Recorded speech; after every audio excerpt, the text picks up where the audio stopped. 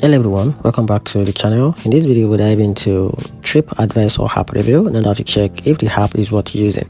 So let's quickly dive into it. The TRIPADVISOR app is super handy when you are traveling. It gives you access to millions of reviews for hotels, restaurants, tours, and attractions worldwide, so you can plan smart, check ratings, and avoid surprises. With filters, maps, saved list, pictures, and travel tips, it's useful tools for exploring new places or checking out local spots before you commit.